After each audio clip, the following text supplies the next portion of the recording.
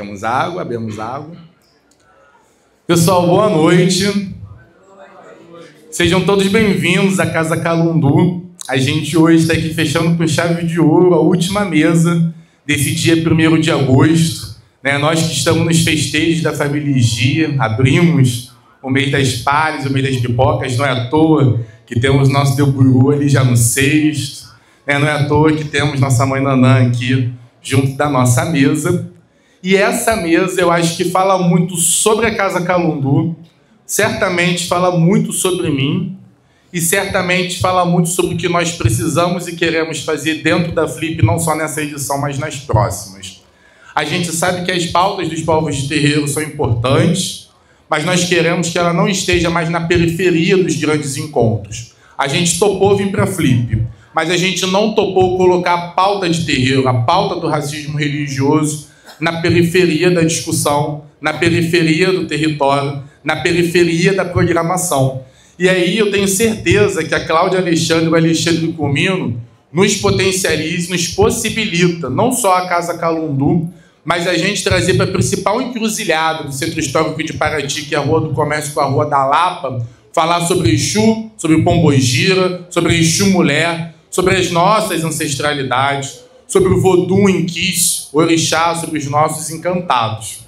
Então eu não vou cometer a gafe de apresentar na íntegra tanto essa potência e essa materialidade que é Cláudia Alexandre, quanto essa potência e essa materialidade que é Alexandre Comino. Eu vou deixar para que na fala deles eles possam falar mais sobre si e sobre a construção em pares e ímpar sobre as nossas tradições, sobre o povo de terreiro. Vou me apresentar, vou sentar aqui no meu banquinho e, assim como vocês, vou ouvir e aprender muito. Meu nome é Caio, faço parte do Observatório Adolescente, o UPA, o UERJ. Fui o primeiro extensionista da Superintendência de Saberes Tradicionais da FRJ, com a maior alegria. Hoje sou graduando em cinema, participo do coletivo Calundu, que protagoniza agendas como o Festival Povo de Pemba, como a Festa Literária de Terreiro, no Rio de Janeiro, e hoje a primeira edição aqui da Casa Calundu na Flip. E eu queria dizer que a Cláudia Alexandre e o Alexandre Comino são partes fundamentais do livro que eu publico e trago para Paraty, que é Umbanda, de Luanda, Pedra do Sal. Uma das provocações, inclusive, que gera um capítulo no livro, que é a Dona Cândida, é fruto desse encontro, dessa conversa, na última edição da Flip. Tive a oportunidade de auxiliar na mesa da Claudinha falando sobre Exu Mulher. E o Alexandre Comino é aquele que escreve o prefácio do meu livro com muita alegria, com uma potência, talvez um dos maiores pesquisadores das nossas tradições vivo. Então, eu queria apresentar minimamente para vocês essas duas potências e materialidade. Por que potência e materialidade? Porque potência é aquilo que está lá, mas ainda não eclodiu. Cláudia e Alexandre são potências para as futuras e são materialidade para a nossa geração. Gratidão por hoje, gratidão por sempre. Que Exu possa abençoar nossa palavra, nossa conversa, que o Senhor da comunicação permita que essa troca seja produtiva, seja rica. E como Exu nos ensina, tudo que não é troca é roubo. Gratidão por a gente ter uma mesa de troca de saberes como essa. Sejam bem-vindos à Casa Calundu.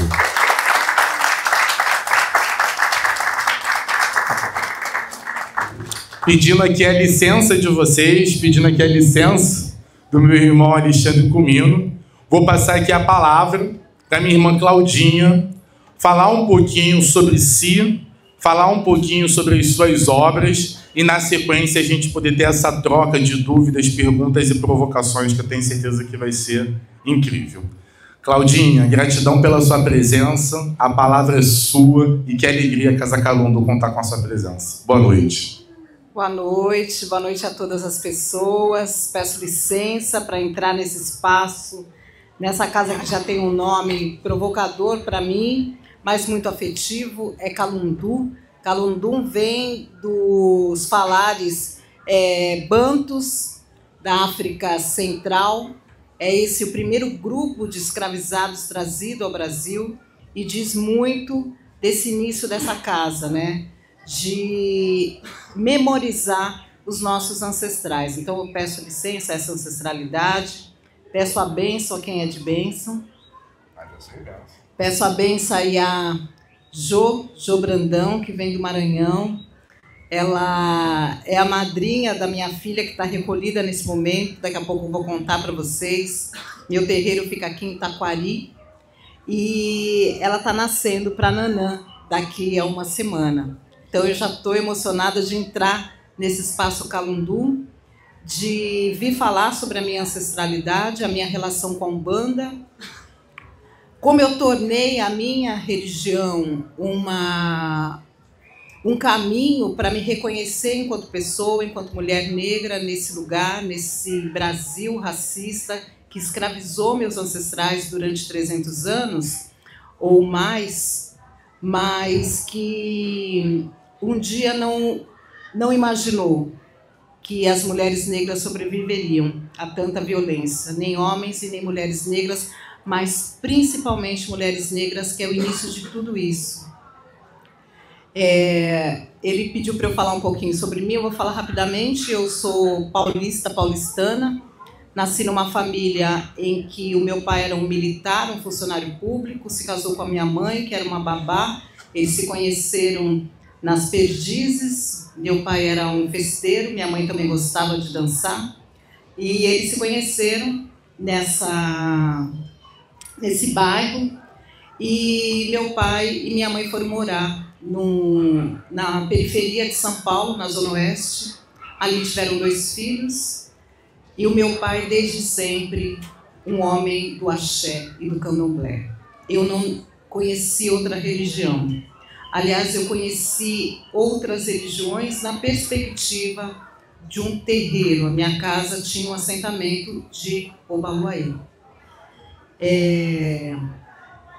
E toda essa perspectiva, essa forma em que meu pai cria essa família, e ele cria essa família a partir da década de 60, um homem retinto. Eu sou uma mulher retinta, porque meu pai era retinto, a minha mãe era uma mulher negra de pele um pouco mais clara.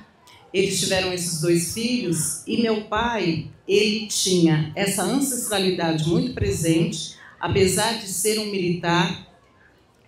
Ele tinha também uma coisa com a negritude muito dentro dele. A minha casa era uma casa de bamba. Nós ouvíamos sambas todos os finais de semana. A minha casa era muito agregadora. Hoje eu entendo essa questão da família extensa, né? Porque era o núcleo da família, a vizinhança, a vitrola ligada, o samba a partir da sexta até domingo, e todos os finais de semana eu ouvia eu ouvia samba. Vou tomar água já. E o que era interessante, só para vocês saberem como é que eu chego na Umbanda, porque ele era o iniciado no candomblé, e como é que eu parto para a literatura, para a academia, para escrever sobre samba e sobre religião. Eu ouvia muito samba e samba enredo. Eu vou para a escola no início da década de 70, e eu e o meu irmão eram aquelas figuras pretas, quase únicas, nas salas de aula. E um racismo que vinha do professor, do dono da escola, aos amiguinhos. Mas o que me fez existir, chegar hoje no meu pós-doutorado, é que eu ouvia samba. Todo final de ano, o presente da família era o lançamento do disco do samba enredo do ano. E os sambas enredos, eles trazem uma linguagem ancestral, principalmente os mais antigos, de exaltação ao negro. Eram aquelas músicas de samba enredo que me diziam que haviam reis e rainhas negros e negras, que mulheres negras podiam ser princesas, que haviam negros heróis. Embora eu visse na minha casa aquela coletividade, aquela afetividade, eu tinha uma afirmação, ouvindo samba, de que o que me xingavam na escola não era verdade, porque a minha família cantava outras coisas sobre mim, e dentro da vitrola, no som da minha casa, eu ouvia que eu podia ser bonita, embora na escola não fosse isso que eu ouvisse. que Zumbi era um herói. Ele não era um negro fugido, mostrado na mesma foto durante todo o meu período da escola, só tinha uma foto de Zumbi.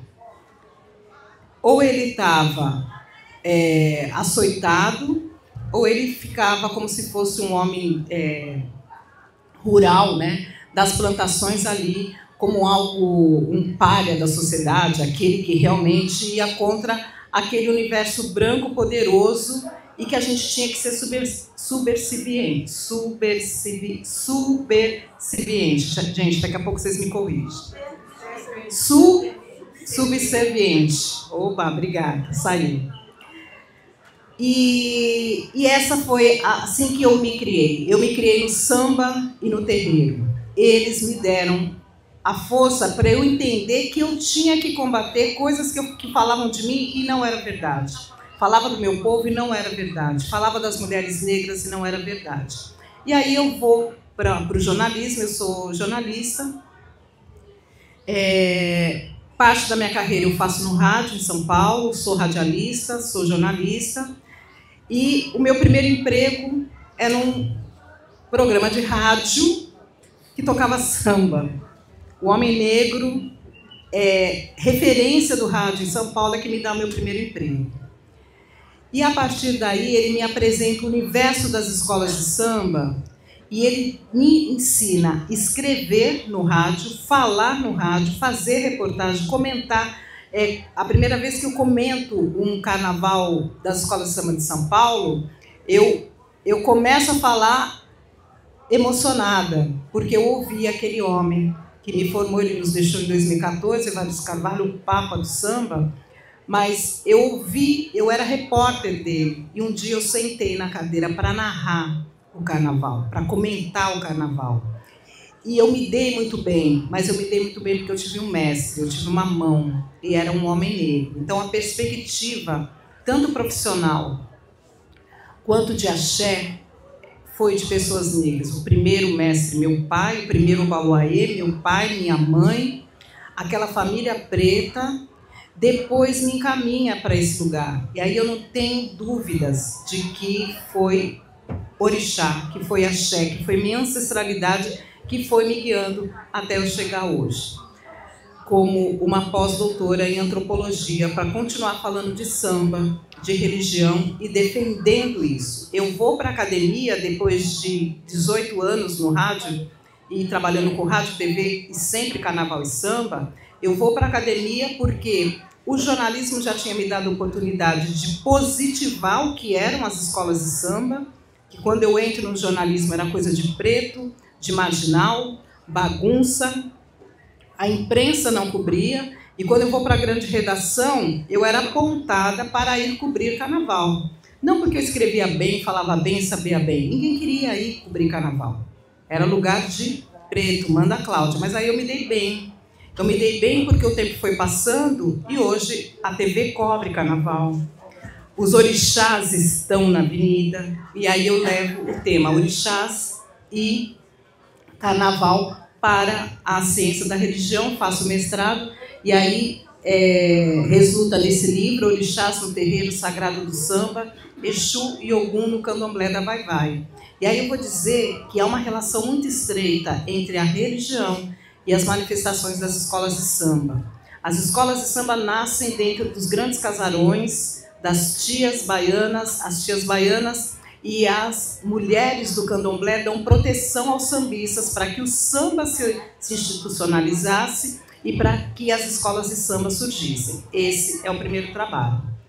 Quando eu estou fazendo um trabalho sobre Exu nas escolas de samba, sobre orixás nas escolas de samba, encontro Exu, eu já encontro uma figura que no meu terreiro ela é reverenciada. Eu encontro Pombagira.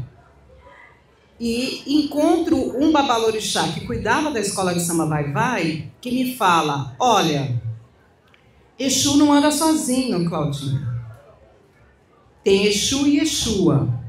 Eu já tinha experiências no terreiro de saber que Exu não era uma figura só masculina, inclusive controversa, inclusive às vezes indefinida, porque se você pega figuras de Exu, danças de Exu, inclusive de África para cá, você vai ver que é uma figura que tem movimentos lascivos, que não é um movimento eminentemente masculino, que usa saia, que é provocador, que é sedutor. Então você pode ver que ali há uma figura ambígua.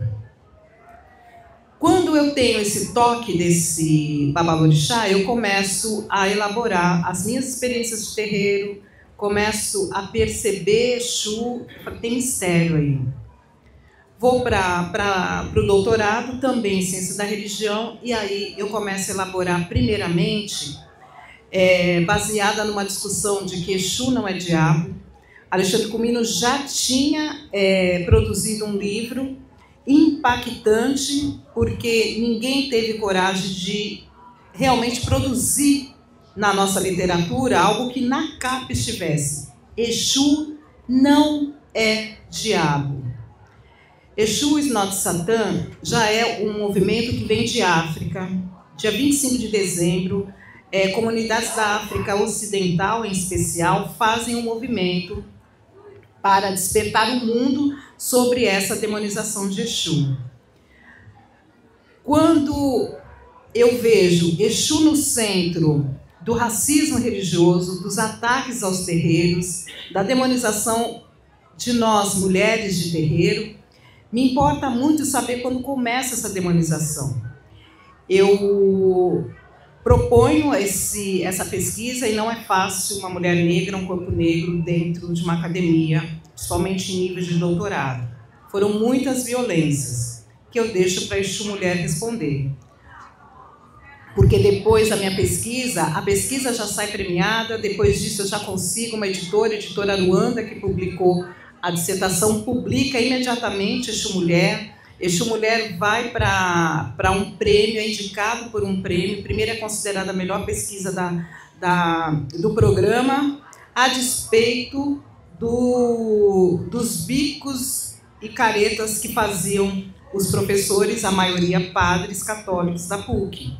É uma pesquisa que é considerada a melhor e eles têm que indicar para um prêmio internacional. Ficou em segundo lugar porque era um prêmio de teologia, também um prêmio católico, talvez não seja isso, mas eu desconfio que é por isso que ela ficou em segundo lugar. No primeiro lugar foi um padre que ganhou.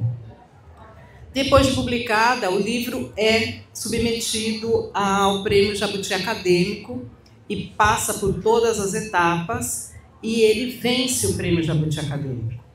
E isso quer dizer muita coisa quando a gente tem que responder, por exemplo, ao Paulo Barros, o carnavalesco, que diz que no carnaval os temas afros eles são repetitivos e ninguém entende nada. Depois a gente pode discutir sobre isso, porque eu discordo e acho que foi um grande desserviço para o lugar que ele se formou, de onde ele ganhou dinheiro. As fontes que ele bebeu foram fontes de um território negro-africano, uma escola de samba, que tinha que ter sido mais respeitada por ele, mas também Exu está respondendo a ele. E aí eu encontro nas minhas pesquisas, voltando ao projeto, eu encontro nas minhas pesquisas que essa demonização central de Exu como um produto de marketing eu não posso falar de todas as igrejas evangélicas, mas no segmento neopentecostal, pelo menos, Exu foi feito um produto de marketing. Em torno do imaginário criado de Exu, revivido pelo neopentecostalismo, a gente tem um Exu retransformado num demônio. E a partir disso, um discurso que mistura o discurso político, que leva para o púlpito um discurso extremista, de direita, e em certa medida, que nos traz um terrorismo para o povo de terreiro. Tanto é que muitos terreiros no Rio de Janeiro, no Morro do Rio de Janeiro, estão sendo fechados pelos traficantes de Cristo, né? E isso não é pouca coisa para o silêncio que o Estado faz para o que está acontecendo com os terreiros no Brasil, para o crescimento do que eles chamam de intolerância religiosa, e a gente já diz, é racismo religioso. buscando a origem, vamos dizer assim, que o pesquisador precisa falar sobre Marcos, eu acabo saindo das pesquisas no Brasil, que são muito poucas sobre esse tema, e era muito recente quando eu entrei no doutorado, e vou em África entender, olha, como é que Exu foi transformado em demônio, em diabo cristão, e aí eu vejo que isso não aconteceu no Brasil, ele já chega no Brasil demonizado. E aí encontro essa região de África, e lá, já vou encerrar essa primeira passagem, e lá eu encontro narrativas dos primeiros missionários, viajantes, exploradores dessa região de África, que é a segunda, não a primeira, de onde vem o povo banto, que é Nigéria, Gana, Togo, de que esses missionários, quando começam a explorar essa região, para trazer os escravizados iorubás, sudaneses, eles começam a descrever práticas para confirmar ou para reafirmar de uma forma falsa de que aqueles negros não tinham alma, que eles faziam cultos aos demônios, que eles rezavam, riam para objetos, ou seja, eles precisavam de uma religião. E para colocar religião naquele corpo e corrigir aquela aberração, eles precisavam da alma católica cristã. Então a Igreja Católica começa a justificar que ela vai simplesmente tornar aqueles corpos com almas. Mas como eles não têm almas, eles podem ser objetos, né? Eles podem ser escravizados. Mas ainda tem algo pior. Eles cultuam o demônio. Nós encontramos o demônio entre eles falam Exu, ouvia-se Exu. E aí, só para encerrar, o que foi mais importante como achado da minha pesquisa? Eles descrevem os elementos masculinos. Eles dizem, eles cultuam figuras com falos proeminentes. Masculinizam essa figura e acham o demônio cristão. Mas eles acham também algo que é a dinâmica de Exu. O masculino e o feminino estão sempre juntos. Algumas narrativas dizem, olha, Exu também é feminino, mas deles a gente não quer falar, porque os seios são proeminentes, as vaginas são proeminentes, e eram vaginas enormes, seios enormes, falos enormes, mas eles focaram no masculino. Aí eles masculinizam Exu. Exu vem para o Brasil masculinizado, mas o mito também nos mostra, eu acessei alguns mitos, que homem e mulher, masculino e feminino, estão dentro desse elemento Exu. É Exu que distribui para a comunidade a força vital, e essa força vital carregada do masculino e feminino em todos os corpos. É por isso que a socióloga Oyeronke Oyumi, no livro A Invenção das Mulheres, ela vai dizer que a hierarquia de gênero não existia em África antes da invasão colonial. Masculino e feminino, eles têm que estar na dinâmica da complementariedade e da não separabilidade das coisas. E quem dá essa noção é Exu. Existem figuras masculinas e femininas de Exu que não foram inseridas no sistema dos candomblés. Daqui a pouco eu continuo. Obrigada, gente.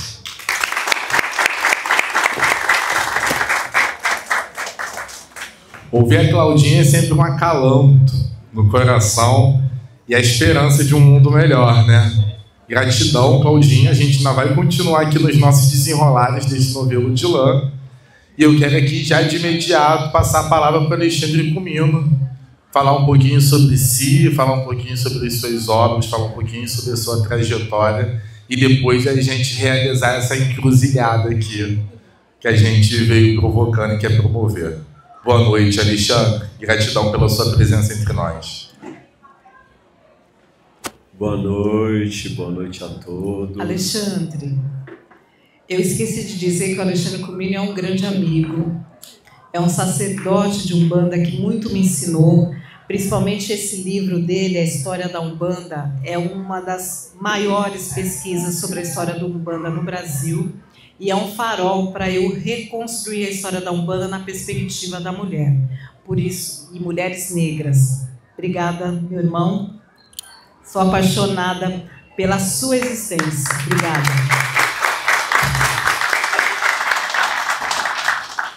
É muito generosa essa mulher, né? Ela é muito generosa demais mesmo.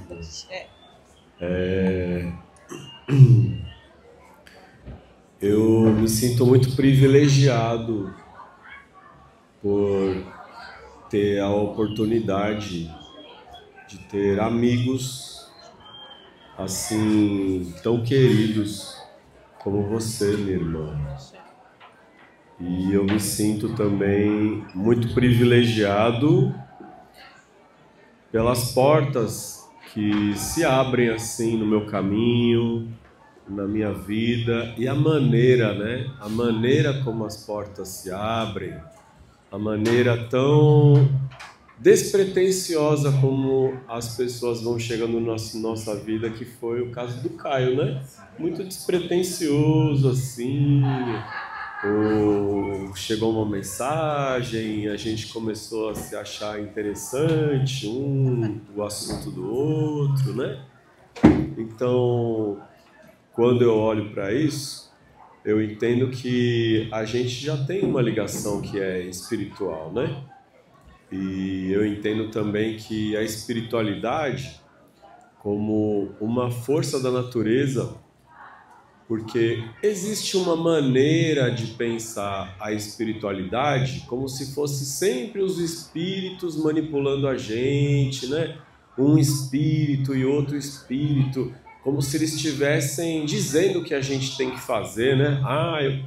Um espírito muito inteligente, que é um espírito superior, então ele entendeu que eu tenho que conhecer o Caio, a Claudinha, e ele vai me manipular para eu conhecer.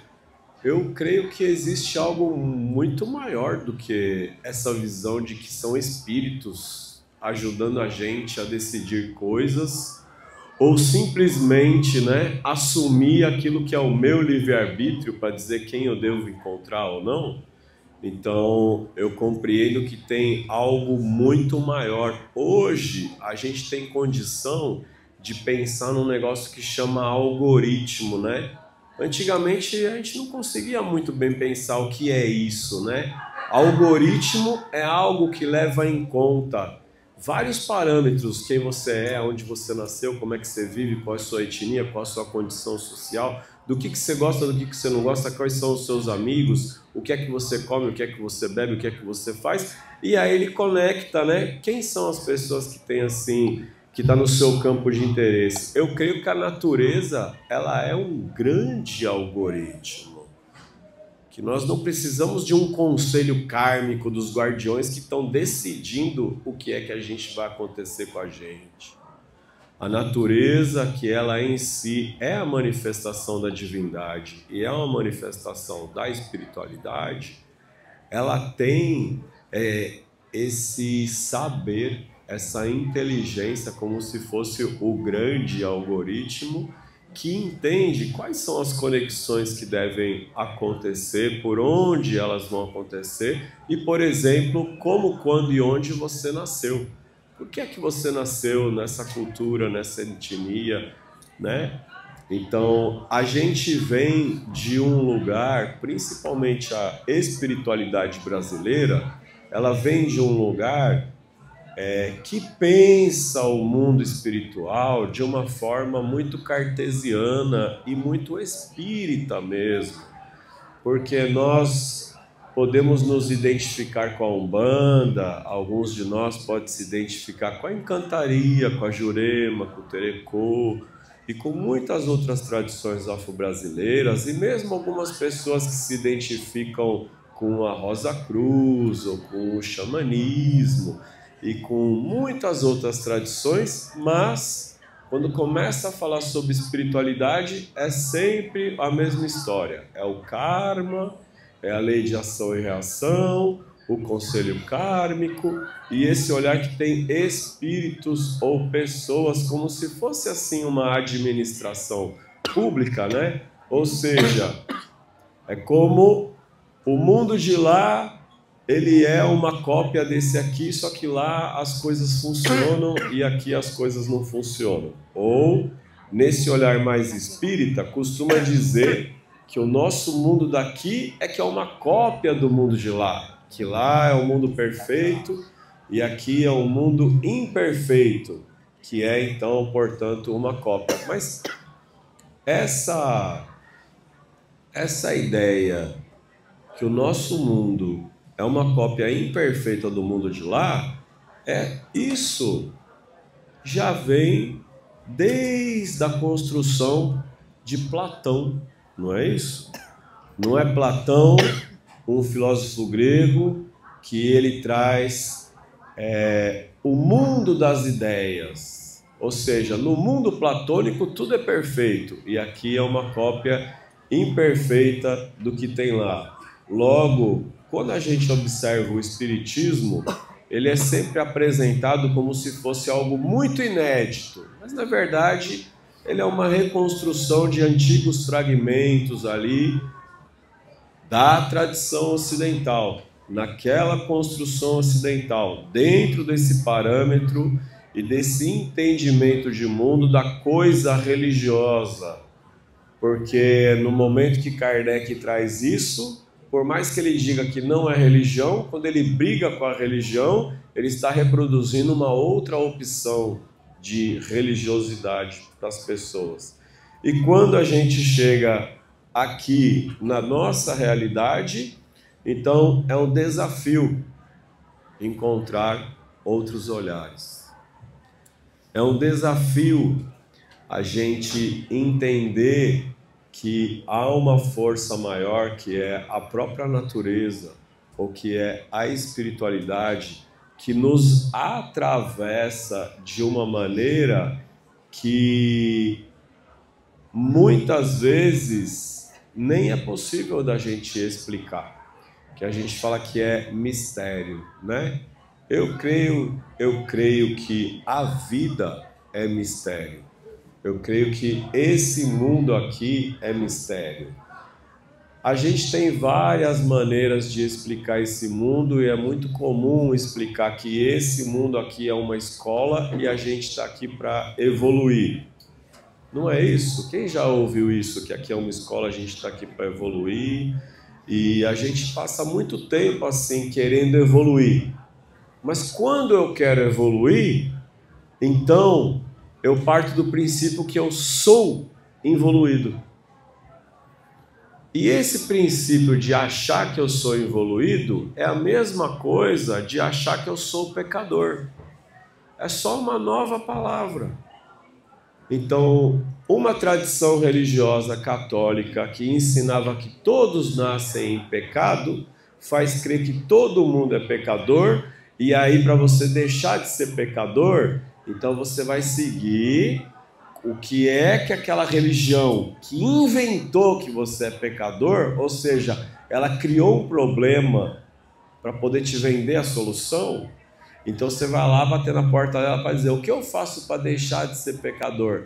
Ela fala: então, para deixar de ser pecador, você faz o ritual do batismo, que é para tirar o pecado original, você se torna mais um adepto e você vai fazer parte dessa tradição aqui e dessa religião.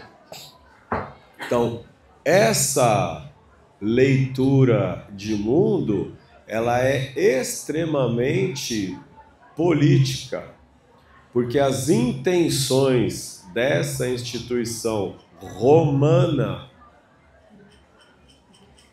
que faz parte ou fez parte do Império Romano, ela não foi criada para espiritualizar, ela foi criada para dominar.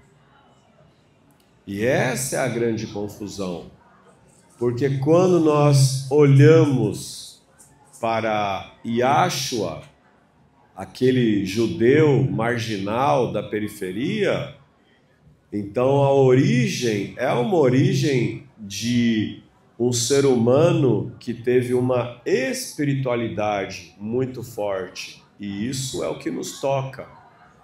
Mas a instituição que formatou e transformou essa identidade, essa pessoa num produto de marketing, num produto de dominação, num produto de colonização, num produto de moer gente, num produto de escravizar pessoas.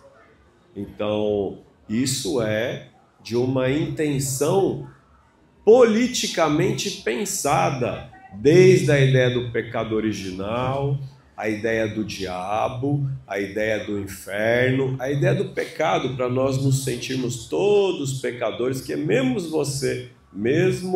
você sendo batizado e se libertando do pecado original, você ainda tem uma lista de coisas que você não pode fazer que também são pecado. E geralmente são as coisas que nos faz feliz, né? Tudo aquilo que te faz muito feliz, que te faz muito alegre, é pecado. Porque assim você controla a população. Então, a ideia de que nós estamos aqui para evoluir, ela é a mesma coisa com outra roupagem. Porque se eu penso que eu estou aqui para evoluir, então eu parto do princípio que eu sou involuído e eu fico me comparando com as outras pessoas. Falo, olha, fulano é evoluído, ciclano é evoluída. Nossa, São Francisco de Assis, ele foi muito evoluído. E eu? E aí a gente cai numa escassez, né? De que eu não sou bom o suficiente. Essa construção de que eu não sou bom o suficiente, ela faz parte dessa ferramenta de máquina, essa ferramenta de manipulação, dessa máquina de manobra que foi construída dessa maneira. Então a gente continua vivendo a herança de valores que foram criados para nos adestrar, e a gente vive eles de uma maneira autômata, sem pensar, porque quando eu nasci, isso já estava aí e já parecia que era tudo certo, e a gente ouve com um lugar de uma certeza tão grande que nós estamos aqui mesmo para evoluir e que esse lugar aqui é uma escola, que parece que não teria campo para a gente pensar de outra maneira. E, de fato, quem me traz esse questionamento é um Exu, que é o sultão. Então, não é do meu... não é crédito para mim, é crédito para ele. Ele faz pensar. Então, ele diz, nós estamos aqui para nos curar. Nós vivemos nesse mundo e nós herdamos muitas dores. Nós herdamos alegrias também, né? A gente não está aqui só para se curar, né? A gente também está aqui para celebrar a vida. A gente está aqui para viver a arte do encontro, porque se tem algo que define o ser humano é ser relacional, não é? Mas nesse mundo de encontros e desencontros, o que nos impede de viver a beleza e o encanto de ser alguém autêntico são as nossas dores que nos impelem a repetir comportamentos que nos agridem. Mas a maioria desses comportamentos que agridem, eles chegam por meio de uma colonização. Eles chegam por meio do que foi chamado de educação ou de sistema educacional. Eles chegam por meio de um comportamento estabelecido a partir do machismo, do racismo, de todas as outras formas de preconceitos, e isso acompanha o modelo organizado daquilo que foi e é chamado religião.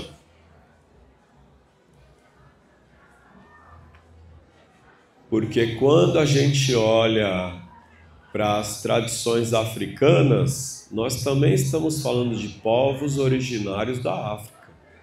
São povos originários, assim como aqui no Brasil, os indígenas são nossos povos originários.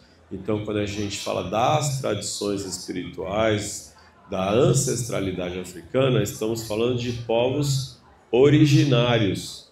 E em todas as regiões do mundo onde nós encontramos povos originários, raízes ancestrais muito antigas e muito milenares, a espiritualidade, ela faz parte do dia a dia.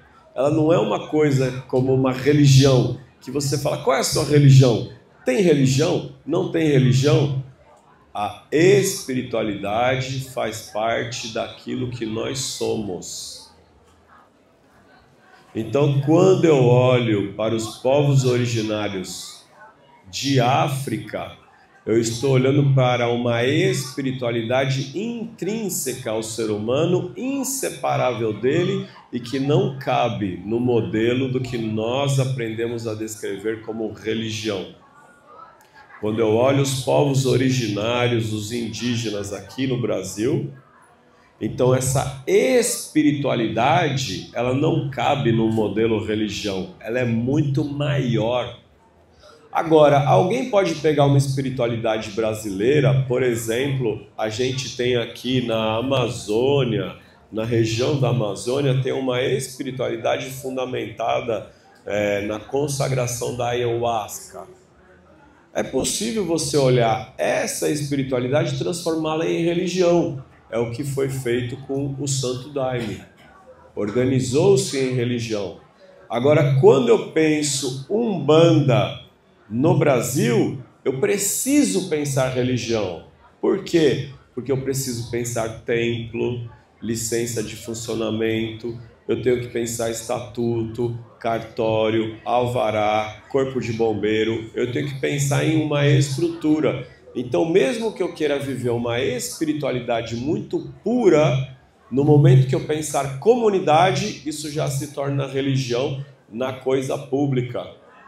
Então, como é que a gente vive essa dicotomia entre religião e espiritualidade e ainda compreendendo que a partir do ponto de vista daquilo que é espiritualidade, nós somos todos de um mesmo lugar, de uma espiritualidade que atravessa todas as ancestralidades. Mas quando a gente pensa religião, então nós temos uma questão do tempo, do espaço e da cultura.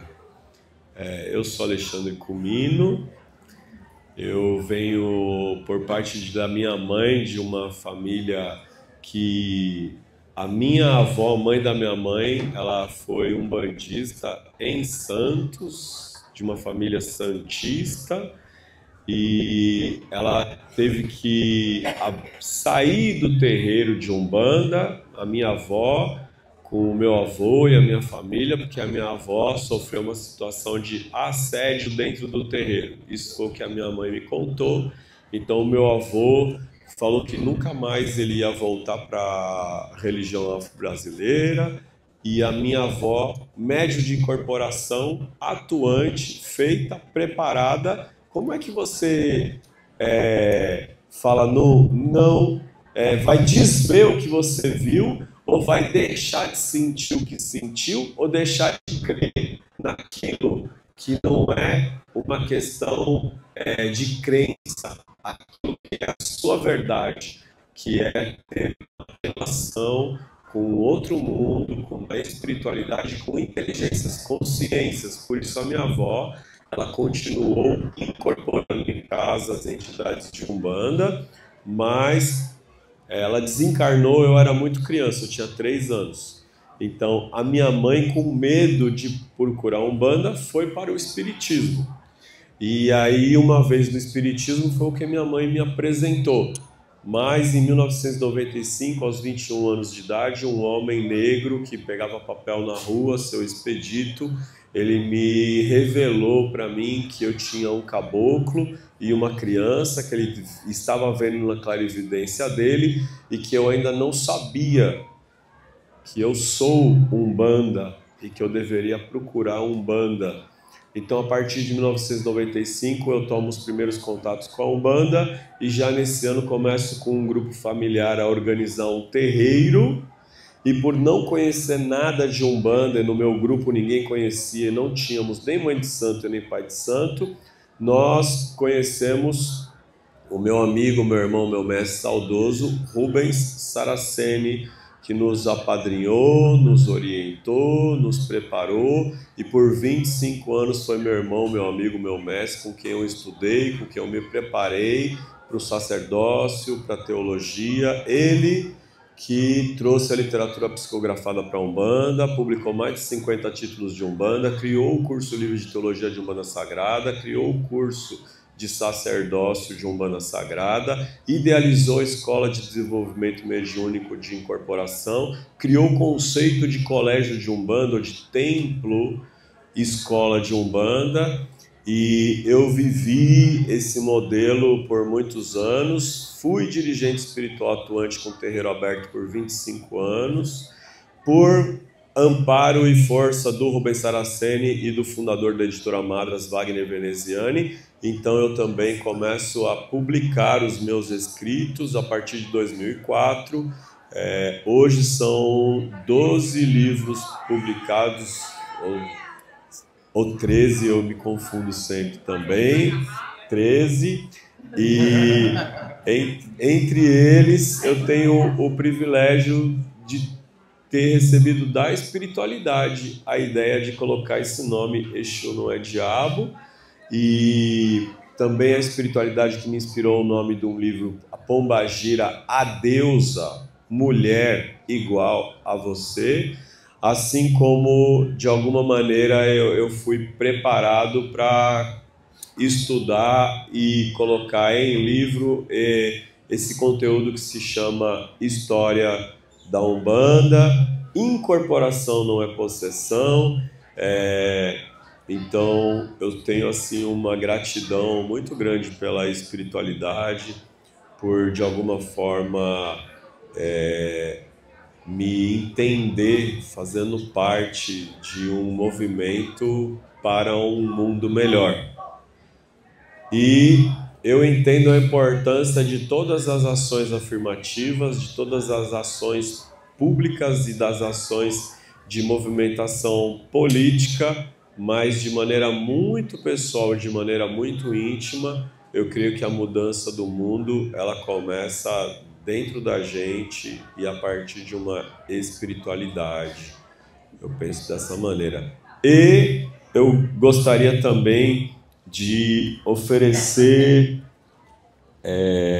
eu trouxe poucos livros meus, eu trouxe alguns que estavam lá em casa, então eu gostaria de oferecer assim, ó.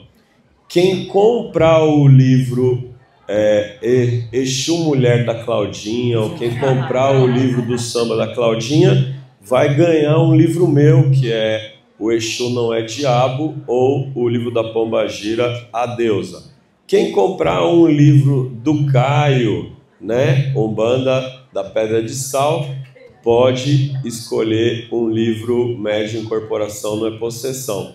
E se você comprar 2 livros da Claudinha, ou se você comprar um livro da Claudinha e um livro do Caio, então aí eu te dou de presente o livro História da Umbanda, que ele é um livro mais parrudão, assim, né? Um livro grandão. Então, isso eu ofereço aqui para nós, né? Para Casa Calundu, tá bom? E na próxima vez eu trago mais. Próxima vez eu trago mais livros, tá bem? Gratidão.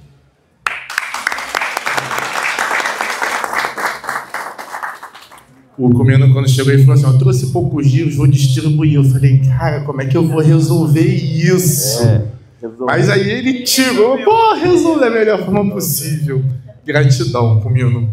Pessoal, vou falar aqui muito breve, vou jogar para vocês para a gente poder provocar o Comino e a Claudinha, a gente aproveitar eles aqui. Mas só fazer assim alguns breves registros, né? Eu estava conversando com o Comino ali na cozinha e o Comino falou: para a gente escrever um livro a gente tem que ler muito, né?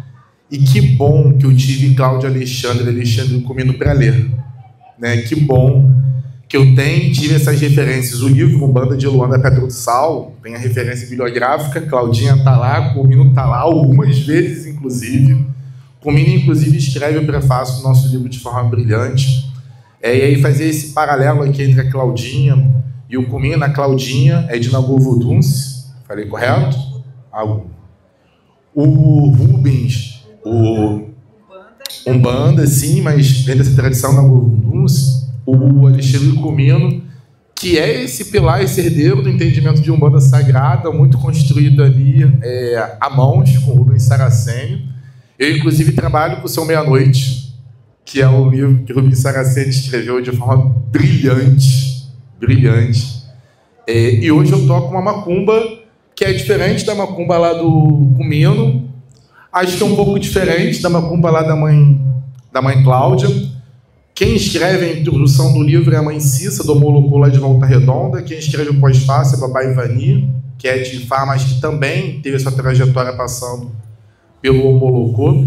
E eu estou falando isso para dizer que existiam umbandas, né? Umbandas no plural. E que bom, porque a nossa tradição umbanda, a nossa ancestralidade, ela fala sobre essa pluralidade, sobre essa absorção, sobre esse acolher, né, de tradições e de saberes. Então, Umbanda é sobre pluralidade. Mas foi nas escritas da Cláudia Alexandre, por exemplo, que eu percebi que o que a gente tem de identidade nacional é uma contribuição nossa. A maior festa a céu aberto do mundo é uma tecnologia nossa, que é o carnaval. Um terreiro a céu aberto, que é a Sapucaí, é uma tecnologia nossa. A maior festa, o maior réveillon do mundo, ela é uma tradição nossa que se materializa em Tata Tancredo, que está com seu rosto exposto aqui na principal encruzilhada de Paraty, não é à toa. Então, esses saberes, eu me percebi dentro dessa potência, ela só foi possível porque tinha Cláudia Alexandre. E aí eu falo, a gente só sabe para onde a gente vai se a gente souber de onde a gente está vindo, né? E quando eu vou falar sobre a história da Umbanda, sobre os diversos atravessamentos que a Umbanda tem e sobre a percepção da importância que diversos atores e atrizes sociais, políticos e espirituais tiveram para que me permitisse hoje estar aqui sentado falando sobre Umbanda, foi dentro dos escritos de Alexandre Comino. Foi dentro dessa literatura que o Alexandre Comino nos presenteia. Então eu digo com muita alegria que o livro Umbanda de Luanda da Pedra do Sal, ele é uma construção de muitas mãos, porque ele é uma obra fruto de 10 anos de um terreiro chamado Tenda de Umbanda Falangeiros de Luanda, Tufal, e eu tenho a maior alegria da Casa Calundu ser essa potência, essa realidade, porque quem está na comunicação somos filhos de santo, quem está nas mesas somos filhos de santo, quem está na programação somos filhos de santo, são os seus irmãos de axé. Essa tecnologia que se perpetuou pela Cláudia Alexandre, que chega nos escritos e se perpetua pelo Alexandre Comino, eu fico muito feliz de dar continuidade a esses saberes e poder contribuir de uma forma, mas com muita humildade, com muito carinho, tenho a tranquilidade de dizer que se hoje a Casa Calundu existe, se hoje o livro Umbanda de Luanda da Pedra do Sal existe, e com muita tranquilidade, se hoje a Tenda de Umbanda Falangeiros de Luanda existe, tem muito da mão de Cláudia Alexandre e de Alexandre Comino. Então, queria agradecer de forma sine qua non, não a presença de vocês aqui hoje só, mas a existência de vocês, né? Para mim e para muitos. Pessoal, vou parar aqui de rasgar seda, porque eu tenho mais seda para rasgar. Vocês podem ficar tranquilos que eu tenho munição. Mas eu queria jogar para vocês para que a gente pudesse provocar um pouquinho a Claudinha e o Alexandre e ir ali sentar na mesa e pegar a assinatura, pegar os autógrafos dele, conversar mais um pouquinho, né? E aquecer o nosso coração com essa noite gelada. Então, estou passando a palavra aí para a galera que está hoje construindo aqui essa mesa incrível. Se quiser fazer uma pergunta, uma provocação, algum adendo, esse é o momento. Só um instante, vou passar aqui para a irmã e na sequência eu vou passar ali para a irmã, beleza? Todos me veem? Educado levantar, né? Para as pessoas. Boa noite. Adorei a camisa. Desculpa? Adorei a camisa. Ah, sim. Boa noite a todas, todos e todes. A bênção. Axé, gratidão. Eu peço licença aos meus mais velhos, meus mais novos. Meu nome é Rosália Diogo, sou de Belo Horizonte. Eu Eu não sou uma mulher feita no axé, mas eu frequento uma casa de candomblé, coordenada por uma mãe quilombola de 78 anos, que é a mãe Efigênia Mameto Munhandê. Eu sou filha de Yansan Reparrei Oiá e de Ogunhê, meu pai. Para mim é uma alegria estar aqui, é a minha terceira vez na Flip, e eu me identifiquei muito com a sua trajetória. Eu também sou jornalista, também tenho um pós-doutorado em antropologia, e quando você fala, um pouco da sua trajetória, e quando você fala dessa questão, né, vocês dois comentam, né, Exu pensando, Exu mulher, esse lado que foi inviabilizado, invisibilizado por uma questão estrutural do machismo, racismo, patriarcal, etc. e tal, e essa pombagira, né, que somos nós, né? Eu sou filho de quem me segue aí, Dona Maria Padilha, né? Então eu fiquei pensando numa obra que talvez vocês conheçam, de uma baiana feita no axé, que é a jurista, professora, doutora Lívia Vaz Santana, que escreve o livro A Justiça é uma Mulher Negra. E ela vem falar dessa inversão justamente que vocês trazem para a gente. Ela diz isso, a justiça é uma mulher negra, ela invoca os orixás nas perspectivas do feminino, e um prefácio de Conceição Evaristo, da qual eu tive a honra de fazer a tese de doutorado sobre ela. E então eu queria ouvir um pouco, e quando você, sobretudo, comenta, mas você também, né, Cláudia, mãe Cláudia, sobre essa questão dessa dominação das igrejas pentecostais, ou no mínimo uma disputa de narrativa e de prática. Eu venho de uma família em que minha mãe e minha avó tinham um terreiro, e hoje a maior parte dos meus familiares são evangélicos.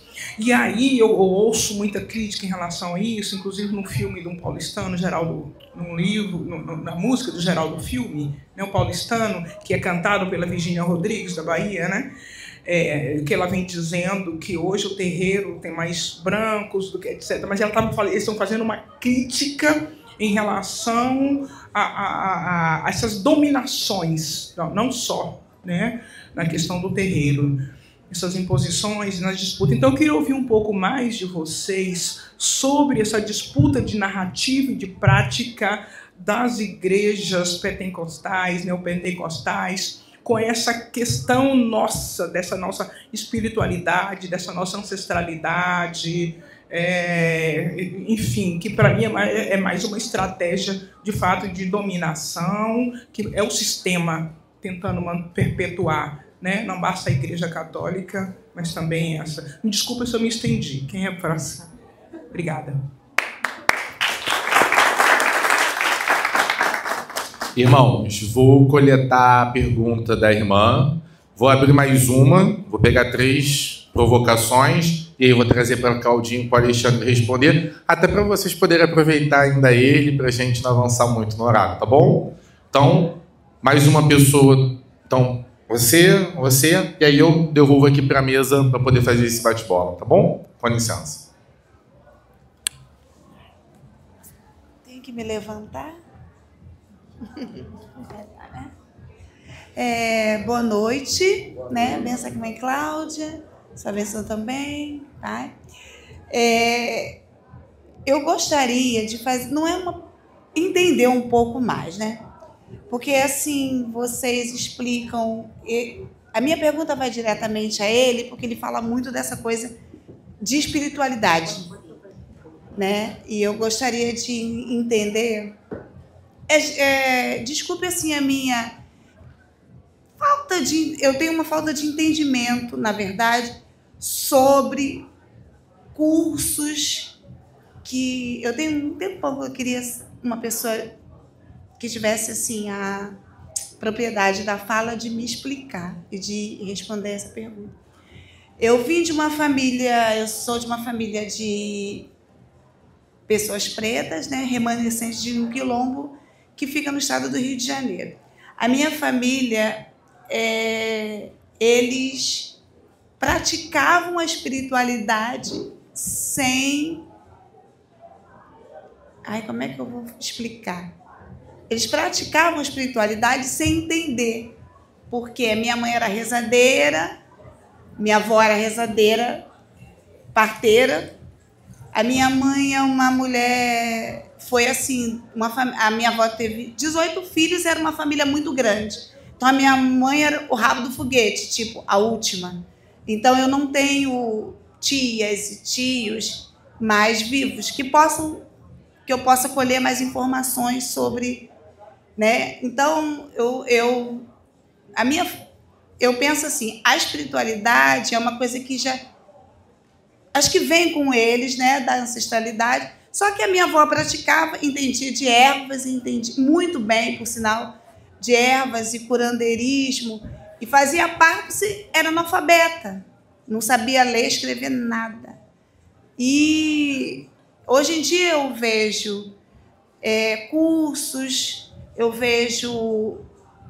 sobre espiritualidade, sobre incorporação, que eu não consigo entender como é que se dá isso. Porque a minha tia tinha um terreiro de Umbanda, aquela Umbanda tradicional, com um tambor, que não tinha 13 atabaques. Eu acho que quase ninguém da minha família, eu acho que eu sou a única que sou uma pessoa que pratica a religião, na verdade. Que eu sou uma pessoa já que eu fiz santo, né, minha trajetória de adolescência. Então, mas eu venho dessa linhagem de pessoas antigas, do pessoal da roça, que tinha essas práticas, né, de chás e curas. E era tudo muito assim, eu entendo que era tudo muito espiritual, tudo muito intuitivo, sem ter aulas, sem ter entendimento, letramento, né, na verdade.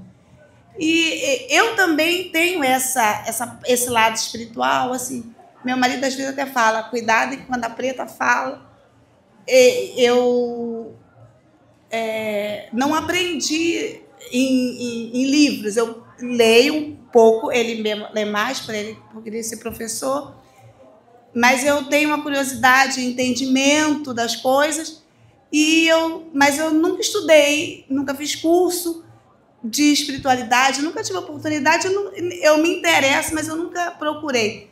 Eu sei que o senhor dá palestras, explica muita coisa, e hoje nunca tive a oportunidade de ouvir falar mais profundamente sobre aquilo que eu venho me questionando. Eu falo, como é que se dá isso de você estudar? Por exemplo, você tem um livro sobre incorporação. Eu nunca estudei sobre incorporação. Eu nunca estudei. Eu sou uma pessoa que pratico, eu tenho incorporação, eu trabalho com Exu, com o Preto Velho, que quase não vem, mas de vez em quando existe. Tem uma pombagira, tem caboclo, tem aquele monte de povo, né? Mas eu não tenho... Vocês sabem. Mas eu não tenho, assim, o letramento que o senhor tem. E a coisa acontece, às vezes eu fico assim espantada, há um questionamento, porque as coisas que falam, então há esse meu questionamento, por exemplo, eu nunca estudei sobre espiritualidade, mas eu acho que... E tem as entidades que me orientam, não sei como é que é isso, assim, né? Então, eu gostaria que o senhor me explicasse como é que se dá esses cursos, como é que se dá isso, de você estudar incorporação, por exemplo, como é que é isso, entendeu? Não sei se vocês conseguiram me entender. Entendeu? Porque eu tenho essa necessidade de entender, de saber. Eu falei, gente, eu não estudei nada. É isso. É essa a minha pergunta. Assim. Hoje eu estou tendo a oportunidade de matar a minha curiosidade e entender um pouco mais sobre um questionamento que eu sempre tenho. Sempre tive, assim, como é que esse cara dá palestra? E eu estou vendo que você tem uma sabedoria, uma inteligência, um discernimento de explicar palavra por palavra, e eu consigo entender. Desculpa, é longo, eu tenho que... Foi o que a gente falou aqui. O Chico diz que o que não é troca é roubo, né? Então, esses são os momentos de troca. Eu que agradeço pela pergunta, pela contribuição, né? Vou passar, então, para a nossa última pergunta, E aí eu vou devolver aqui para Claudinho e para Alexandre. A gente encerra a mesa e depois a gente vai ali para a mesa conversar mais, pegar lá os autógrafos dos nossos registros, inclusive destrinchar mais sobre incorporação, tá bom? Vou passar aqui para a nossa última pergunta.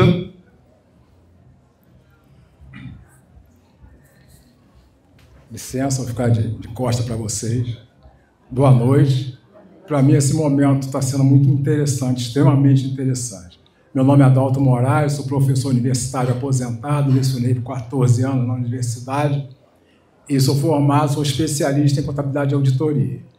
A minha dúvida é, bem precisa essa dúvida, né? Veja bem, com o advento, né, da internet, TikToks e por aí afora, nós temos vendo muita coisa, muita marmotagem sendo explícita a nível até de Brasil, dentro dos terreiros. Nós estamos vendo isso. A pergunta é, tomando o caminho, né, do que o Alexandre diz sobre espiritualidade.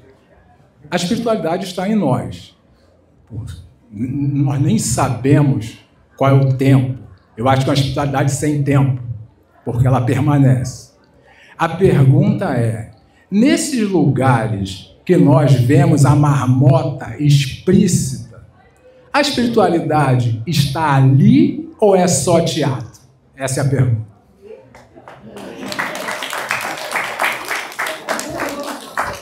Professores, né? Sempre com questões difíceis para a mesa. Aquela provocação. Eu não vou responder essa pergunta, óbvio, porque a gente combinou aqui com eles, esse bate-bola, mas só queria, assim, brevemente. Mas queria responder. Não vou entrar no veio da pergunta, né? Mas o TikTok, o YouTube, o Instagram, ele só colocou à luz do mundo o que já sempre existiu nos bastidores. Beleza? A gente precisa entender o que é espiritualidade e o que é comércio.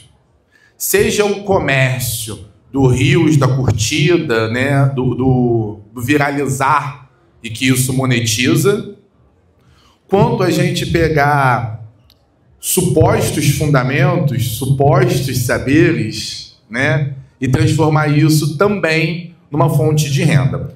E aí eu talvez crie uma polêmica grande que a gente precisa de um outro momento, mas eu acho que a Claudinha e Claudinha, desculpa se eu às vezes eu falar assim, essa mulher incrível, a Claudinha, só meu jeitinho de falar. Claudinha é mãe de santa, a bênção, mas só para ficar aqui o registro. Acho a Claudinha muito corajosa, assim como o pai Alexandre, chama aqui tipo Mino de Alexandre, mas por favor. Acho que são muito corajosos quando vem o livro Exu Mulher, quando vem Exu, não é o diabo. Porque o diabo hoje virou um instrumento de comércio, né?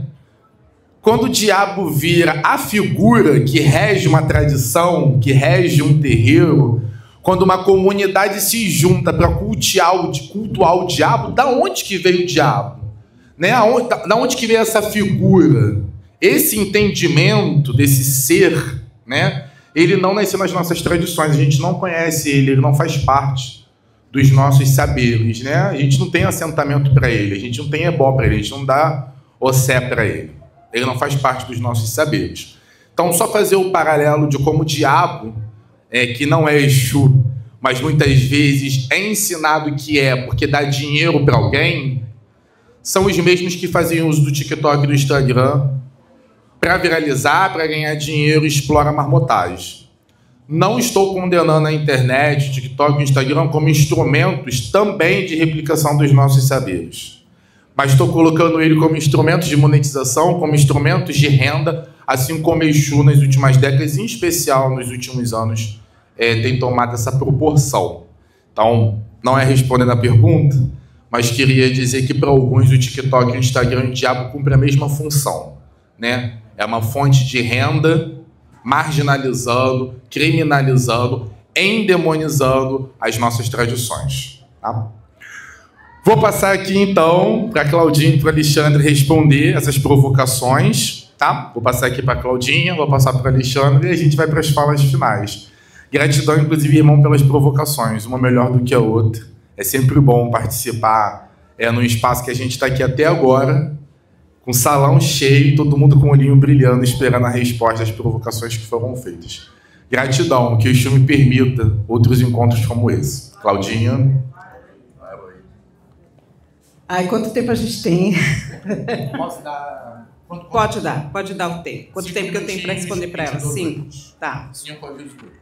Primeiro, prazer de ter você aqui, uma mulher preta que foi para a academia e que tenho certeza que a gente teve experiências muito comuns. Lélia Gonzalez, uma grande referência a nós, mulheres negras, mineira. Ela dizia que, fosse o tempo que fosse, homens e mulheres negros no mundo caminhando teriam experiências comuns, que a gente ia se reconhecer. Eu me reconheço nas dúvidas... É Ângela? Elô. Ângela está lá na Casa da Poética. Elô, eu me reconheço nas dúvidas da Elô, eu me reconheço em cada mulher preta que eu encontro pelo caminho, principalmente quando pisa nos mesmos lugares difíceis e violentos como é a academia, como eu pisei. Quando você cita a doutora Lívia, que diz que a justiça é uma mulher preta, ela está falando de uma perspectiva que eu uso para falar sobre racismo religioso. Eu não consigo falar sobre racismo religioso, intolerância, ataques a terreiros, sem pensar nas mulheres negras. Desde o início, as mulheres foram as mais violentadas, continuam sendo as mais violentadas.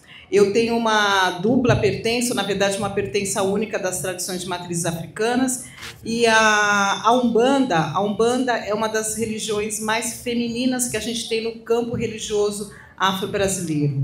Nós temos muitas lideranças mulheres na Umbanda, e isso, a gente tem uma pesquisa recente, depois eu posso disponibilizar, não trouxe ela aqui, não vou dar dados para não errar, mas eu sei que a maioria das lideranças no campo da Umbanda, das Umbandas, porque o Caio já disse, ela é plural, é de mulheres. As mulheres estão à frente. E tem algo ainda mais especial no campo da Umbanda. Na Umbanda, as mulheres podem fazer tudo. As mulheres estão desde a liderança do terreiro, como pessoa física e jurídica, mas elas estão em todos os estratos dos cargos dentro do terreiro, que se diferencia de algumas tradições das matrizes africanas, como, por exemplo, do candomblé. Eu sou do Nagô Vodunce, tem o Queto, tem o Jeje, tem o Nagô, tem o Angola, tem várias nações onde a gente vai ver funções determinadas para o homem e para a mulher. Quando a gente vai para a Umbanda, apesar do processo difícil que a Umbanda passa, inclusive em relação ao embranquecimento da Umbanda, e pela Umbanda e da Umbanda a gente pode falar de um processo de embranquecimento desde a sua origem, né? O ataque à raiz negra, à raiz africana, às heranças negro-africanas da Umbanda já está na literatura. E aí, quando a gente vai para a literatura, a gente vê como a literatura da Umbanda foi escrita por homens brancos e essa dominação masculina que você fala está dentro de um sistema patriarcal. Quando a gente vai para o candomblé, para a literatura do candomblé, tem um agravante. A literatura do candomblé foi produzida por homens brancos e estrangeiros, que causaram, inclusive, uma disputa entre a nação Queto, do culto aos orixás, e a nação Angola, do culto aos inquices. Em algum momento, quando esses estrangeiros começam a adentrar os candomblés na Bahia e escrever sobre o candomblé na perspectiva ocidental, eles vão dizer que os nagôs que chegam por último, os sudaneses, que vêm os iorubás da África Ocidental, são superiores aos escravizados bantus e suas crenças degeneradas, porque ali a gente já vê uma relação com o catolicismo muito forte. Mas a literatura também não fala que esses bantus que sofreram a primeira violência da escravização, eles ficaram escravizados no Brasil durante 200 anos antes de chegar um culto ao orixá nessa terra Brasil. Então a gente precisa estudar muito. Então, quando a gente vai falar do racismo religioso, a gente vai falar de um processo histórico. O racismo religioso existe porque existe racismo. Existe racismo no Brasil. O Brasil é um país racista e é violento e é perigoso um corpo negro caminhando por esse mundo e querendo ganhar os privilégios das pessoas brancas. É a Cláudia que está dizendo que o Brasil é racista? Não. Em 2003, o Brasil foi a Durban, na África do Sul, na Conferência Mundial de Combate ao Racismo, e precisou se reconhecer um país racista. É por isso que começam as políticas públicas. Uma das principais, em 2003, foi a Lei 10.639. Quem é professor aqui sabe que a partir de 2003 a gente tem um ganho de política pública de que o país é obrigado a ensinar a história da cultura afro-brasileira e africana no país. 5 anos depois vem a Lei 11.645, que obriga o país a ensinar a cultura indígena. Falando sobre isso, é uma vergonha o Brasil ter cotas. Eu não sou contra cotas. Só que um Estado que ainda permite ter 50% da população negra e ter sistemas de cotas é porque ele é incompetente. Não era necessário a gente lutar por cotas. Aqui tem metade de funcionários negros, outra parcela é indígena e outra parcela é branca. E vamos viver num país justo e igualitário. As cotas são necessárias dentro de uma resistência política que nós negros precisamos lutar e impor, porque ou coloca cotas ou nós ficamos no extrato da sociedade. Mas é um país incompetente aquele que permite ter sistema de cotas.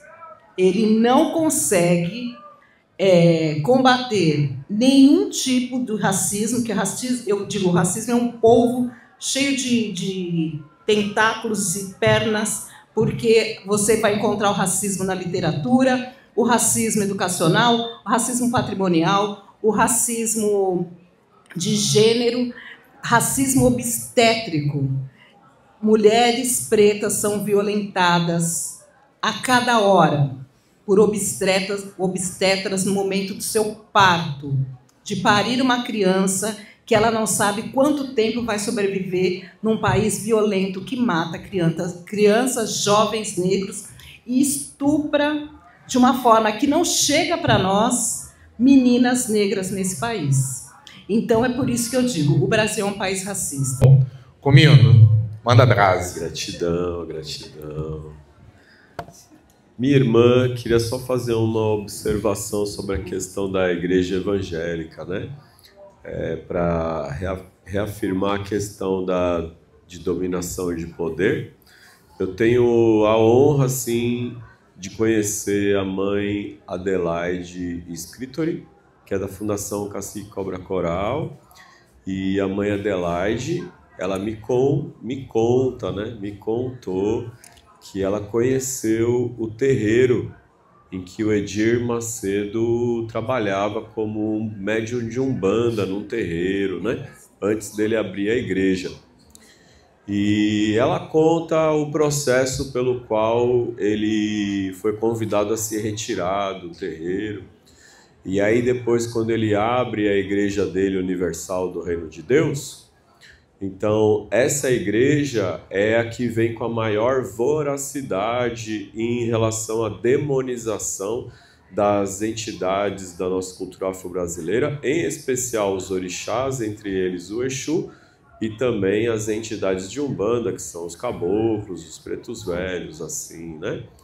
E a igreja do Edir Macedo foi fundada em 1969, esse é o ano. A partir da década de 70, começa o esvaziamento da Umbanda. E esse esvaziamento da Umbanda, ele se dá principalmente a partir da Umbanda mais negra, da Umbanda mais africana, porque o que mais foi atacado na Umbanda foi a sua raiz africana. E essa raiz africana é que é demonizada. E é esse público que pratica a Umbanda mais africana e que pratica o Candomblé, que pratica tradições afro-brasileiras a partir de um lugar periférico e negro, é o público-alvo que vai abandonar uma tradição, né, de de origem ancestral para adentrar a um projeto político de dominação. E esse projeto político de dominação, ele copia a Igreja Católica medieval, que na Idade Média, então, todo mundo tinha muito medo do diabo e a igreja tinha esse poder, essa força de inquisição. Então eles promovem um novo tipo de inquisição e repetem a fórmula de dominação de poder daquela igreja que é parceira do Estado, e eles vêm há muito tempo buscando firmar essa parceria com o Estado e se assentar na tão conhecida bancada evangélica, né? Então é um projeto de poder, não é um projeto espiritual, mas é um projeto religioso. Então, quando a gente tenta separar espiritualidade de religião, a gente pode ver que a religião ela pode se servir à política e a projetos de poder, mas a espiritualidade ela não serve, porque a espiritualidade ela não obedece aos encarnados, né? A espiritualidade ela é inclusive imoral, como diria o autor do título A Alma Imoral, que é um rabino, né? E o rabino, nesse livro, ele fala que a nossa alma, ela não segue, assim, as tradições, ou seja, não segue as vontades, né? Que são externas a nós. A nossa alma, ela segue desígnios que provavelmente só o nosso coração pode entender. E o coração, ele tem razões que a própria razão desconhece. Assim é a alma, assim é a espiritualidade. O resto são as coisas deste mundo, que a gente pode chamar de mundo da ilusão, de mundo da mentira, de mundo da enganação, porque quando a gente busca um olhar maior, uma verdade maior, ela não está no mundo, né? Ela está no transcendente. Para o meu olhar de uma espiritualidade, eu entendo assim. E aí, para ver se eu consigo contemplar todos, né? A irmã fez a pergunta. Isso, fez. E trouxe um pouquinho assim da sua experiência, né? De vida. E aí é muito interessante porque aí a gente observa uma outra questão assim, que é a diferença entre conhecimento e sabedoria. Então, para que uma pessoa tenha sabedoria, ela não precisa saber nem ler e nem escrever. Para uma pessoa ter sabedoria, ela não precisa fazer nenhum curso. Para uma pessoa ter sabedoria, ela não precisa que alguém ensine ela a ter uma sabedoria. Até porque a sabedoria é algo que vem assim da alma, está muito conectada com o nosso coração. E sempre que uma sabedoria está presente, ela é espiritual. A sabedoria por si só já é espiritual. Então, quando eu falo de espiritualidade, é difícil você ensinar a espiritualidade a partir do ponto de vista do entendimento de que a espiritualidade é mais do que um conhecimento. A espiritualidade é uma experiência. Então, você vem de uma tradição de muita sabedoria, de muita espiritualidade e experiência. Quando a gente tem isso, a gente tem um contato direto com o mistério e a gente tem certeza que aquilo que a gente vive é inexplicável e não é possível que a gente consiga ensinar a alguém, porque a gente está falando do mistério. Mas quando a gente organiza tudo isso para poder viver em sociedade, então a gente tem religião, conhecimento, estudo e tradições. Eu não posso ensinar sabedoria para alguém, mas eu posso ensinar conhecimento para alguém. Eu não posso passar para alguém a minha experiência com a espiritualidade, mas eu posso orientar alguém das dificuldades que eu tive, como eu venci as minhas dificuldades para viver a minha espiritualidade. Então, esse conjunto de conhecimentos, esse conjunto de saberes, para a gente poder passar para outras pessoas de uma maneira organizada e que por exemplo, para que possa alcançar o maior número possível de pessoas. Então, como é que a gente organiza isso? Eu acho que curso é só um nome para tentar, de alguma forma, organizar os saberes e de como eu consigo passar eles para frente. E é lógico que não existe uma única maneira, e a melhor maneira sempre é a maneira da intimidade, da proximidade, mas a gente não consegue ter intimidade e proximidade com muitas pessoas. E quando a gente sente que a gente tem algo muito precioso e que a gente sente tocado para levar isso para um número muito grande de pessoas, porque eu sinto que essa preciosidade faz de mim uma pessoa melhor, da minha vida melhor, então eu entendo que isso pode fazer também por outras pessoas, por muitos outros caminhos. Então, há o caminho da informalidade, da intimidade, por meio das pessoas que convivem comigo no meu dia a dia, elas também aprendem dessa forma mais pessoal. Mas a gente entendeu que tem pessoas que moram muito longe e não tem condição de estar fisicamente comigo, mas que por meio da tecnologia podem aprender também de outras maneiras, e talvez por isso a gente tenha encontrado esse caminho, né? Que é chamar um conjunto de saberes ancestrais, organizar eles de uma forma que alguém possa receber num formato que se chame curso. Tá bom? Eu acho que é isso. O irmão... Obrigado.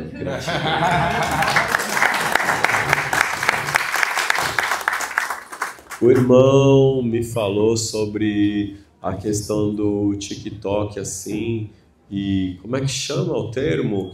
Que quando a pessoa tá... Marmotagem, né? E aí chama a pessoa de marmoteiro.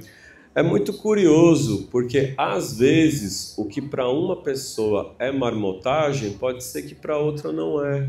Eu acho que é importante a gente pensar isso também. Por exemplo, na Umbanda, principalmente na Umbanda que a gente vive ali em São Paulo, a maioria dos trabalhos de Umbanda, eles têm hora para começar, tem hora para acabar, tem um lugar, né? E o médium de Umbanda, ele fica incorporado ali na hora que canta, né? A chegada do caboclo, do preto velho, e aí todo mundo desincorpora na hora que canta a retirada. Agora, no Maranhão, lá no Tambor de Mina, ao que eu sei, há festas de encantaria que a pessoa fica incorporada 2, 3 dias, não é? No Terecô, então a pessoa fica 2, 3 dias incorporada. Lá em São Paulo, uma vez eu estava dentro de um terreiro do Alexandre Meirelles, do Círculo de Radiações São Lázaro, que é um terreiro de Umbanda. Mas o Meirelles, ele conhece muitas pessoas de muitas tradições, e a gente estava fechando uma gira de Umbanda. Eu tinha dado aula de teologia, terminei minha aula, o terreiro dele estava aberto, ele estava incorporado no seu 7 catacumba. Eu desci lá, cheguei no terreiro, o seu 7 me recebeu e a gente estava conversando, estava fechando a gira, ele já tinha atendido muitas pessoas, todo mundo cansado, e a gira estava quase terminando, parou um carro na porta e desceram 2 entidades incorporadas. Era um marinheiro e um baiano. Eles estavam vindo de um terreiro de Tambor de Mina, lá da região de Diadema. As entidades que estão acostumadas a ficar dias incorporadas, elas simplesmente pegaram o carro incorporadas e foram incorporadas até o terreiro do Meirelles, entraram incorporadas lá e falaram: chegamos aqui agora, vamos começar a festa de novo. E aí o Meirelles, então, com muito cuidado, explicou que já estava todo mundo cansado, já tinha atendido todo mundo. E para muitos de nós da Umbanda, a gente pode olhar para isso e dizer que é uma marmotagem, mas para eles não é, para eles faz parte da tradição deles assim, né?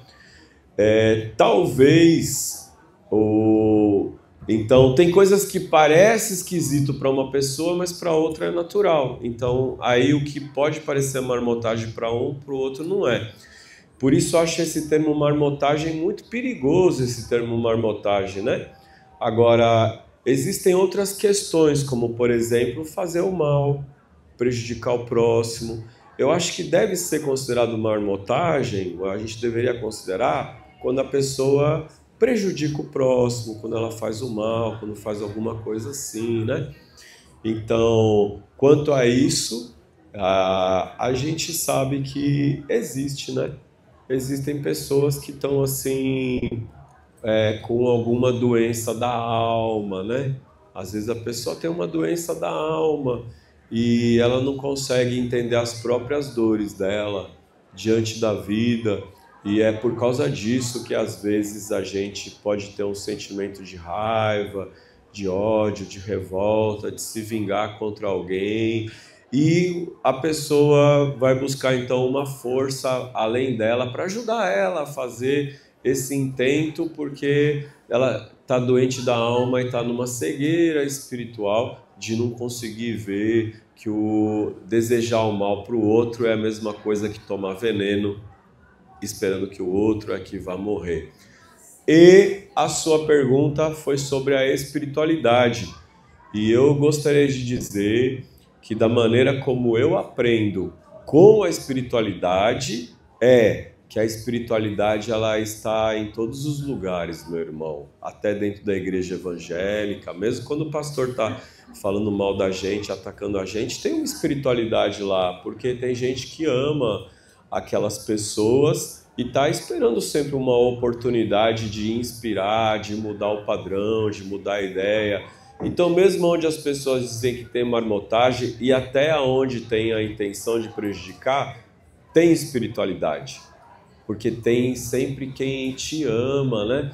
Eu falo assim, uma mãe tem um filho que dá muita alegria e outro filho que às vezes dá uma tristeza. E esse filho que às vezes dá uma tristeza, por alguma razão, ele está encarcerado, ele está preso.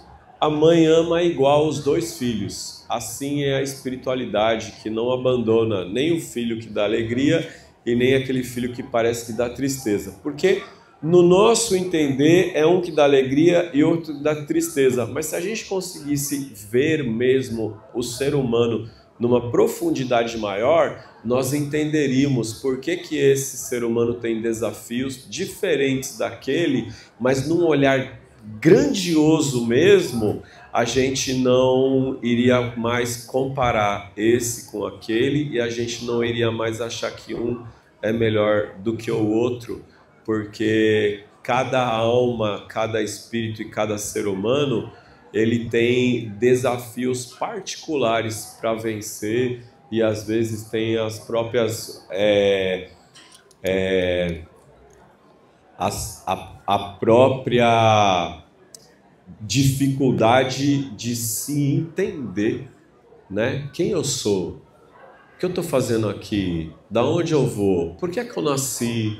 Por que é que eu nasci dessa maneira? Por que é que eu fui violentado? Por que é que eu fui abusado? Por que é que eu fui, né? Por que é que eu nasci numa situação desafiadora, difícil? Então, como é que cada um lida com tudo isso? E a maioria das pessoas que agridem já foram muito agredidas, né?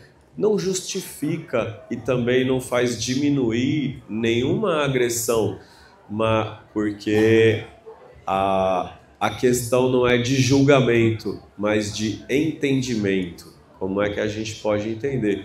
Então eu entendo que todo mundo tem espiritualidade, mesmo quando a gente está fazendo coisas que não são legais, e quando a gente está se enganando ou fazendo marmotagem, e marmotagem eu acho que seria enganar, né? Parece que está com o Exu, mas não está fingindo, não está fingindo, e a pessoa está fingindo um tranca-rua, está fingindo um caveira, mas eu acho que o caveira ele está ali esperando o momento da pessoa despertar. Em algum momento a gente vai despertar, né? Então acho que a espiritualidade ela é muito amorosa, ela é muito acolhedora, ela é muito especial assim na nossa vida e a gente julga quem a gente acha bom, quem a gente acha legal e quem a gente acha que é marmota, né? mas a espiritualidade ela não julga. Se ela não julga, então ela não poderia estar num lugar e no outro não, senão ela estaria julgando. Então, quem te ama não te julga, e a espiritualidade nos ama do jeito que a gente é. Sim, ela está em todos os lugares a partir do que eu entendo, viu? Muito obrigado.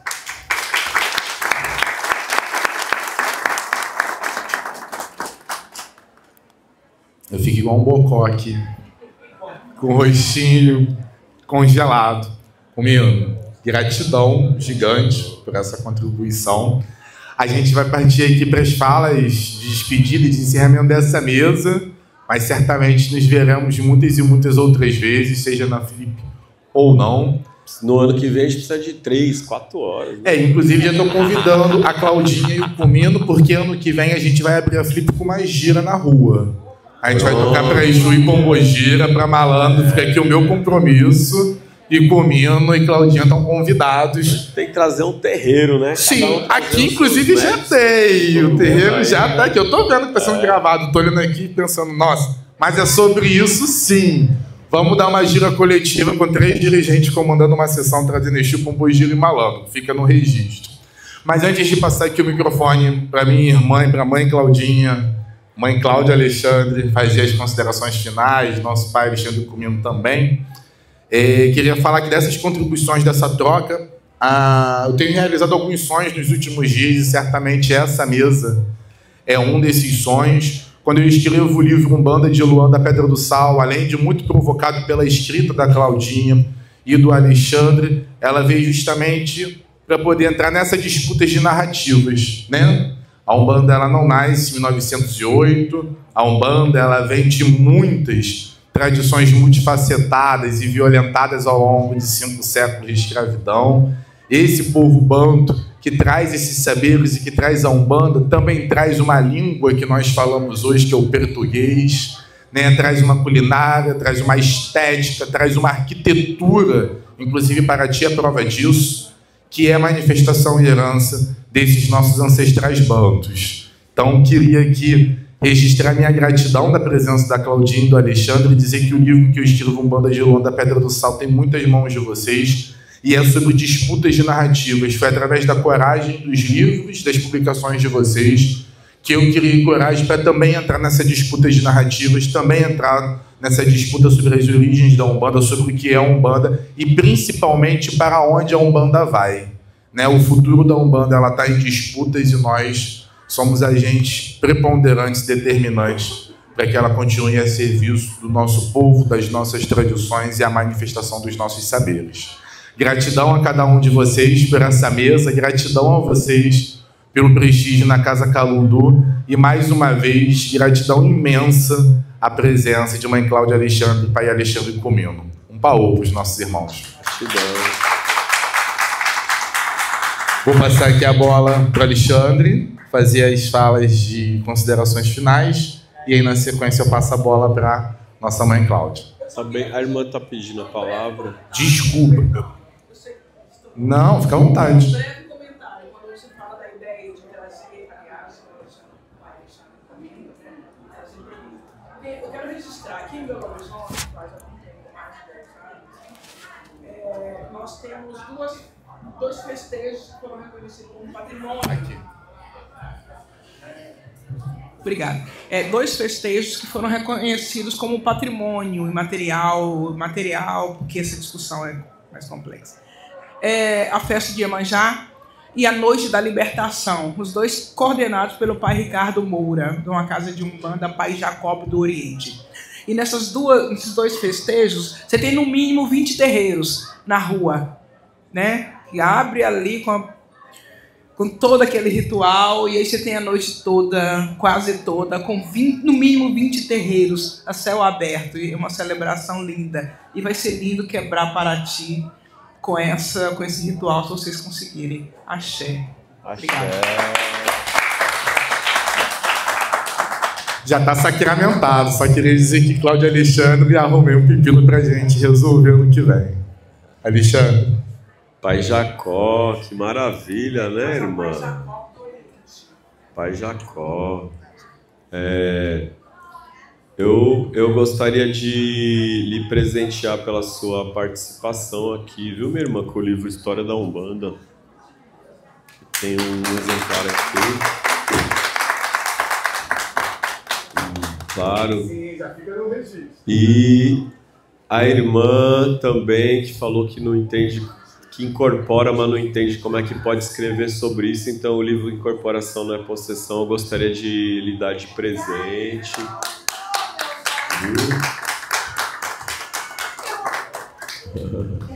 Gratidão. E para você, meu irmão, pela sua colaboração, Exu não é diabo também, por favor. Para todos, muita gratidão também. Eu me sinto muito honrado por esse convite. E quando o Caio me convidou para fazer o prefácio do livro, eu já achei muito corajoso ele, com um livro que tem uma raiz ancestral muito forte, assim, né? Com relação à tradição afro-brasileira, negra, a história de Tata Tancredo, e me convidar para fazer o prefácio, achei muito corajoso. E depois, mas eu também me achei corajoso de aceitar o convite também, né? Somos ousados. E mais uma vez achei de muita coragem me convidar para estar aqui também. E também me senti corajoso de aceitar esse convite e me sinto sempre muito honrado quando eu tenho o privilégio e a oportunidade de estar junto com a nossa querida irmã, que é sacerdotisa, mãe, mestra, doutora em ciência da religião, jornalista, sambista, mulher preta com o currículo mais encantador e maravilhoso do mundo, assim como é ela. Então é sempre um privilégio para mim ter a oportunidade de ter uma fala assim na mesa onde a doutora Cláudia Alexandre está, minha amiga queridíssima, né? É uma honra a gente poder caminhar junto e a gente poder se amparar, a gente poder se apoiar. E nós somos os extremos, né? A Cláudia é uma mulher preta retinta, negra, e eu sou um homem branco, branquíssimo, né? De olho azul, né? Então, nós somos os extremos aqui e esse diálogo, ele é importantíssimo. E quando eu falei sobre isso com o Caio, ele falou para mim, os negros não vencerão o racismo sozinhos, as mulheres não vencerão o machismo sozinhas, e as questões que tocam os povos de LGBTQIA+ também não vencerão sozinhos, porque a gente precisa dessa troca, né? E eu acredito muito na troca por meio do encantamento. Eu creio nesse mistério de encantar. Eu creio que nós nos encantamos por meio dessas tradições às quais fazemos parte, e creio na arte de encantar pessoas. Então, que a gente possa encantar o mundo, todo o mundo que de alguma forma nos toca. E a partir de narrativas e falas de encantamento, a gente possa construir novos mundos a partir de quem nós somos, nos encantando primeiro. Gratidão, Axé, Arroz, Saravá, meu irmão. Gratidão pela palavra, viu?